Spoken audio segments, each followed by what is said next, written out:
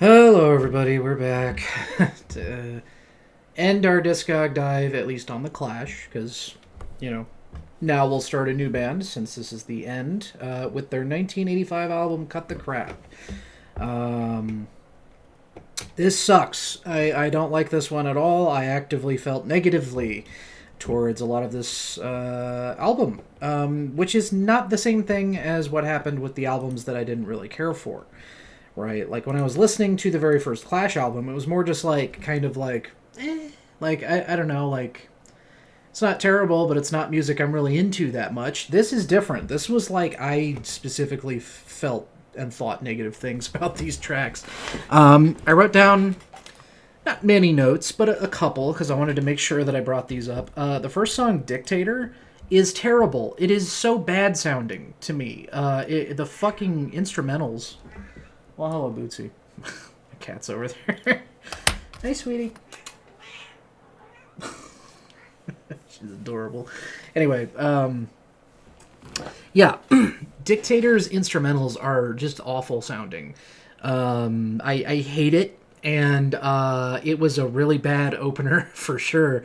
Just immediately set me in like a ooh kind of mood where I was like, no, don't care for this shit. Second note, which is immediately on the second song, "Dirty Punk," lame ass chorus. Oh my god, I'm gonna get a big car, and I'm gonna drive really, really far. It's like, okay, what is that? That sucks. Here's the thing: I don't want to like kick too hard on the band because I realize that I guess it was not a happy process to make this album. I think from what I remember vaguely, I think Joe Strummer was like, he wanted one thing and it kind of wasn't really able to happen because I think of their like producer or something. There was something about it where it was like, it wasn't really his vision through and through. So I don't want to kick like any of the band in particular for this, but I gotta talk about the result. The result is this sucks. I hate this album. It was really unpleasant to listen to. But another thing, it started to get on my nerves after a while. Was there's way too much. I'm gonna call it crowd chorus on this album, where the chorus is just like an arena of people screaming incoherently, I guess, like without the lyrics tabs open. I probably wouldn't even know what they're saying half the fucking time. And like that was a thing I think I remember distinctly disliking about Kiss's '80s albums, was they started to do that on some of their songs, and I just don't generally care for that. It can work, I guess, but there's like I guess probably a balance between where it starts to sound just kind of shit, or definitely too much. Like if you do it for an entire album, it gets really fucking old, and you just want a little more like clarity and I guess personality. You want the singer to sing the chorus, not just like a thousand indistinguishable voices. I don't have a problem with like the band singing a chorus, but it's clearly meant to sound like many more people than four or five or whatever. So yeah, I didn't like that. That was obnoxious. um yeah, just there was a general kind of like I don't care lameness about this one that I didn't really feel about the other ones. The other ones like had songs where I was just like, it's not for me. This one is different. This one is like I actively disliked this, and it's weird because it's like, even as someone who at this point still I wouldn't call myself a fan of the Clash, even though I came away with some songs that I enjoyed. That's only from like two of the albums. I could hardly call myself a fan off of that. And it's not like I was super enthusiastic about those songs to begin with. They're fine, and I could listen to them again. But it's not like I'm going to be bumping those every day for the next 5 months or something.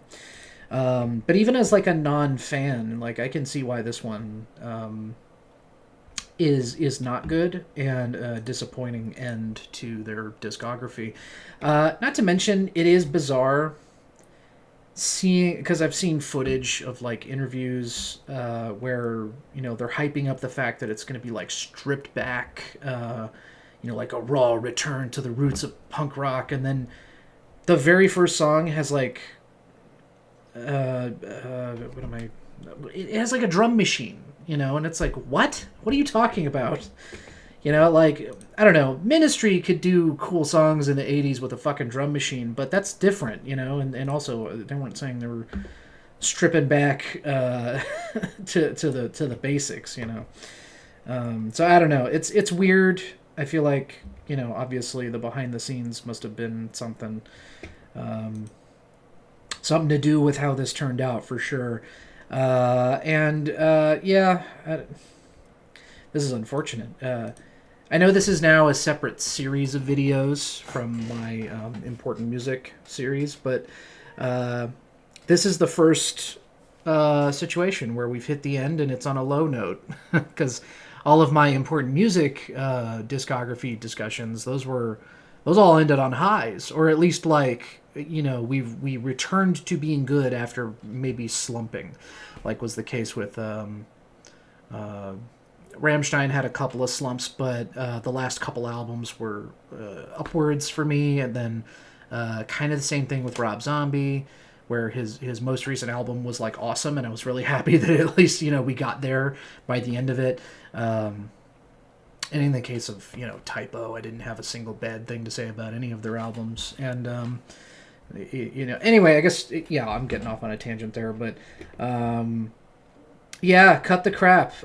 Sucks. I didn't like it, even as someone who's not really invested in the idea of the music in particular. It still felt like this is lame. This is obviously not their best at all, and is absolutely their worst. Because you know what, I didn't really have much positive to say in particular about the first album. I would go back and listen to that first.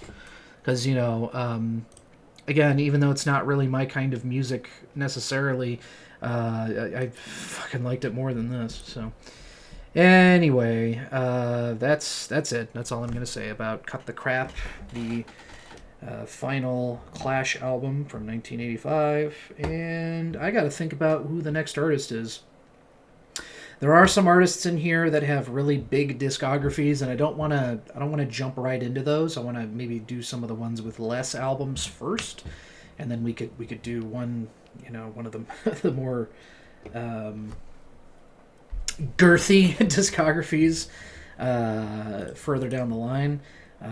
But obviously I'll have that figured out by the time you guys see the next video. So thank you for watching. I am enjoying this process, taking in all this new music is I think always a good thing, even if you walk away with, not as many songs sometimes as you would like, but it's worthwhile. It's a worthwhile endeavor. It also gives you a wider depth of music knowledge, like from now on, if somebody asks me if I like The Clash, I can definitively answer sometimes. I won't instead be like, I don't even know what they sound like. I couldn't identify a song by The Clash out of a lineup. Well, now I can. And, I feel like there's a bit of value in that. So, anyway, thank you for watching. Like I said, I'll have it figured out who the next band is, or artist. Band isn't necessarily always going to be the right word, but who the next artist is. Actually, I think I know. So I'll see you guys in the next video where we'll talk about that, and I guess that's it. I don't know why I'm like feeling like I'm forgetting something. Oh, you know what? Last minute note. If you've listened to all the Clash albums and you're watching this video, I'd be curious to know what your personal ranking is of the albums, in terms of like how you feel about them. Don't go with maybe what's the obvious choices or like what you're expected to put, I suppose.